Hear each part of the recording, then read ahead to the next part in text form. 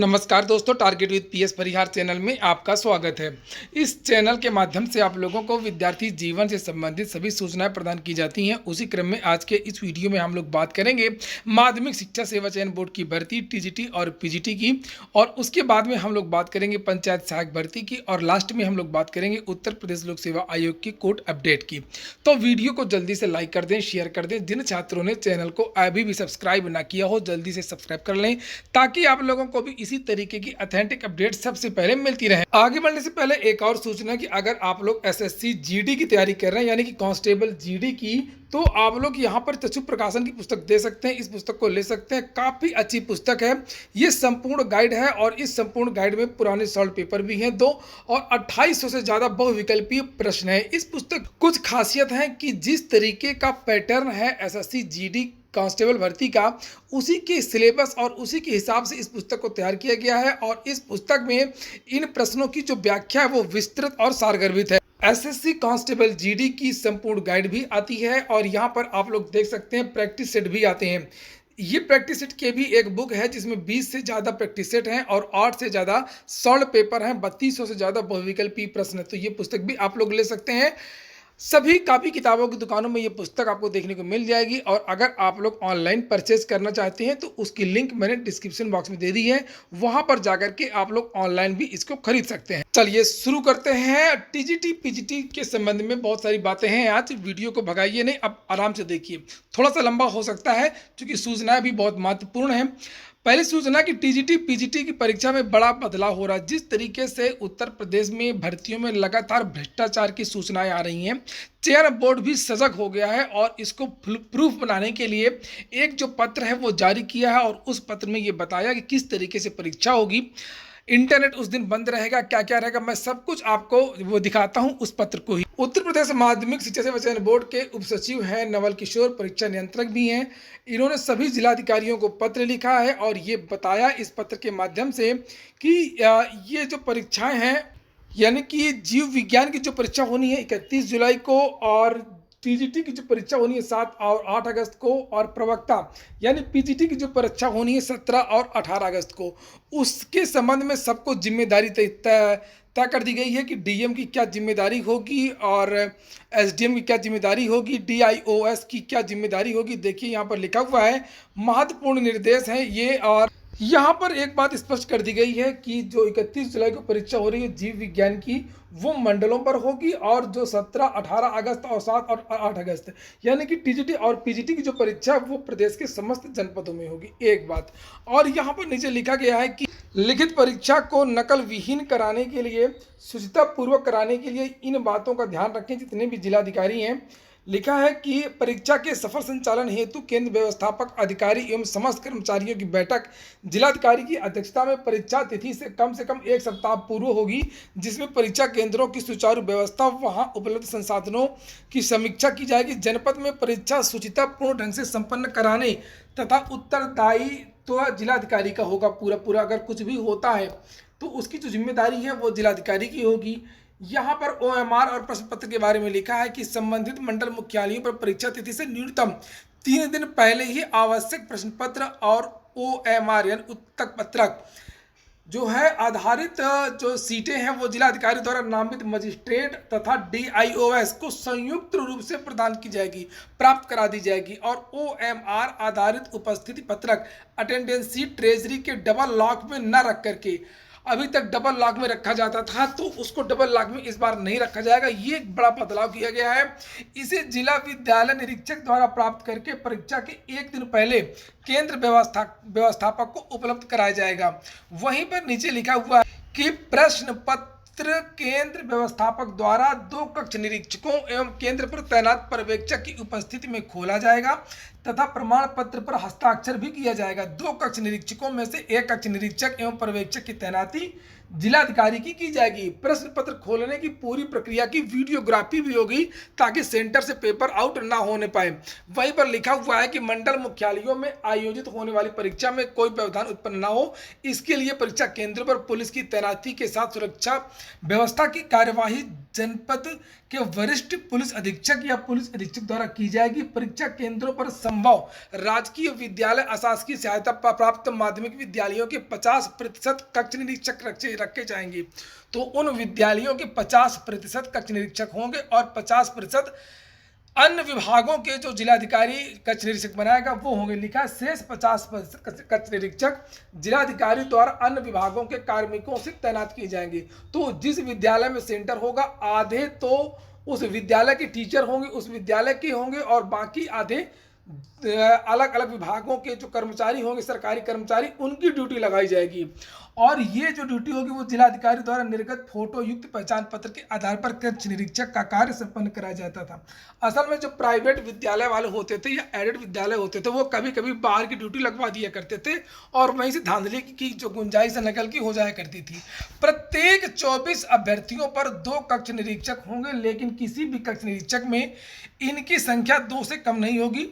किस कक्ष में किस कक्ष निरीक्षक की ड्यूटी होगी इसकी सूचना परीक्षा प्रारंभ होने से 1 घंटे पूर्व संबंधित कक्ष निरीक्षक को होगी। 1 घंटे पहले ही बताया जाएगा कि तुम्हारी ड्यूटी उस कमरे नंबर पर लगी है। परीक्षा केंद्र के अंदर मोबाइल फोन, IT, इलेक्ट्रॉनिक उपकरण, ब्लूटूथ, घड़ी, ये सब कुछ बंद रहेगा। यहाँ पर लिखा है कि उक्त इलेक्ट्रॉनिक उपकरणों को मुख्य गेट के पास एक कमरे में केंद्र व्यवस्थापक द्वारा जमा करा लिए जाएंगे। इसके लिए वहाँ एक कर्मचारी अलग से तैनात किया जाएगा। कोई भी जो है मोबाइल लेके नहीं जाएगा। और केंद्र पर, पूरे परीक्षा केंद्र पर जैमर लगा होगा। केंद्र पर इंटरनेट की सुविधा परीक्षा के दिन बंद रहेगी।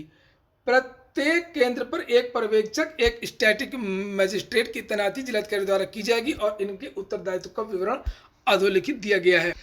कोई भी अधिकारी हो, कोई भी कर्मचारी हो, किसी के पास भी कोई मोबाइल नहीं रहेगा। केवल यहाँ पर लिखा है कि परीक्षा केंद्र पर स्टैटिक मजिस्ट्रेट के अलावा किसी के पास भी, चाहे प्रिंसिपल हो, चाहे अध्यापक हो, चाहे कक्ष निरीक्षक हो, किसी के पास भी कोई भी मोबाइल नहीं रहेगा। और भी बहुत सारी जानकारियां यहाँ पर लिखी हैं, लेकिन एक महत्वपूर्ण बात यह है कि यहाँ पर ऐसा कहीं कुछ भी नहीं लिखा है कि जिन विद्यालयों में तदर्थ शिक्षक हैं उनको उन विद्यालयों में सेंटर न बनाया जाए या उनका रिश्तेदार न हो। ये तदर्थ को लेकर के कुछ भी नहीं कहा गया है। ये एक बहुत ही गंभीर बात है। तरीके की तैयारियां की गई हैं TGT PGT परीक्षा को लेकर के। और एक बात मैं आप लोग बता दूं कि बहुत सारे विद्यार्थी ये पूछ रहे थे कि तदर्थ के कितने पद जुड़ेंगे। चूंकि तदर्थ की बहुत ज़्यादा जमात है, चूंकि जब से मैंने एक लिस्ट दिखाई आप लोगों को सुल्तानपुर की, जहां पर लगभग 342 वहाँ पर तदर्थ शिक्षक हैं केवल एक जिले में, तो मैं पहले ही स्पष्ट कर चुका हूँ कि जितने तदर्थ शिक्षक हैं उसका लगभग 30 से 40% तदर्थ शिक्षकों ने ही आवेदन किया है। अब तदर्थ शिक्षकों ने क्यों आवेदन नहीं किया ये मैंने पहले भी बताया है कि ये तदर्थ शिक्षक 100% फेल हो जाते हैं, उनको एहसास था, इसलिए उन्होंने आवेदन नहीं किया है। लेकिन अब इनको नौकरी मिलेगी भी नहीं, इनके समायोजन पूरी तरीके से रद्द हो चुका है। 27,000 माध्यमिक के पहले से पद हैं और तदर्थ शिक्षक के जो पद इसमें नहीं जुड़े हैं, जो तदर्थ शिक्षकों ने आवेदन नहीं किया है वो तो इस भर्ती में नहीं जुड़ेंगे। जितने तदर्थ शिक्षकों ने आवेदन किया केवल उतने ही पद जुड़ेंगे, जो कि 2-3 दिन में चयन बोर्ड बता देगा। वो शेष पद जो है वो अगली भर्ती में भेज दिए जाएंगे। और अगर नई शिक्षक भर्ती की बात करें TGT PGT 2022 की, तो जानकारी ये मिल रही है कि इस माध्यमिक शिक्षा सेवा चयन बोर्ड की ये अंतिम भर्ती है। और जो अब अगली भर्ती होगी लगभग 27,000 से लेकर के 35,000 तक, 35,000 पद हो सकते हैं। चूंकि जो तदर्थ शिक्षक हैं जिन्होंने आवेदन नहीं किया है, अब उनका पद जो है वो समाप्त हो जाएगा। वो भी, उसका भी अधियाचन अब मंगाया जाएगा, उनका भी जो पद जोड़ा जाएगा जो अब तक नहीं जोड़ा गया था। तो ये सब मिलाकर के वो एक और बड़ी भर्ती जो है वो आपको नए चयन बोर्ड से देखने को मिली। जो नया शिक्षा सेवा चयन उत्तर प्रदेश सरकार ने घोषणा की है, जिसकी कार्रवाई हो रही है, उस आयोग से आएगी। इसलिए थोड़ा सा इंतजार हो सकता है, लगभग 1 साल 6-7 महीने ये सरकार इसकी जल्दी घोषणा कर सकती है चुनाव के समय ही। और जानकारी तो ये मिल रही है कि चयन बोर्ड अपने अंतिम प्रक्रिया में है, बहुत जल्दी इसकी घोषणा कर दी जाएगी। और चुनाव के पहले सरकार इस TGT PGT का विज्ञापन तो नहीं निकाल पाएगी, लेकिन घोषणा अवश्य करेगी। जिस तरीके से प्राथमिक की घोषणा करेगी, 100% करेगी प्राथमिक की घोषणा, और ये कहेगी कि, और इसकी घोषणा TET का जो पेपर होगा उसके पहले करेगी, प्राइमरी की। और जो TGT PGT की है इसकी भी घोषणा सरकार चुनाव के पहले इसी समय लगभग दिसंबर में घोषणा करेगी कि हम जो है TGT PGT के 27, जैसे अभी कुछ दिन पहले मुख्यमंत्री ने कहा था कि माध्यमिक के रिक्त 27,000 पदों पर भर्ती को मंजूरी दे दी गई है, तो उन पदों पर भर्ती की घोषणा और प्राथमिक भर्ती की घोषणा दिसंबर के महीने में हो सकती है। हाँ, इतना ज़रूर है कि टीजीटी पीजीटी की भर्ती में थोड़ा सा समय ज़रूर लगेगा, लेकिन आने वाले समय में जो 2022 की भर्ती होगी वो भी एक बहुत बड़ी भर्ती होगी, रिकॉर्ड भर्ती होगी।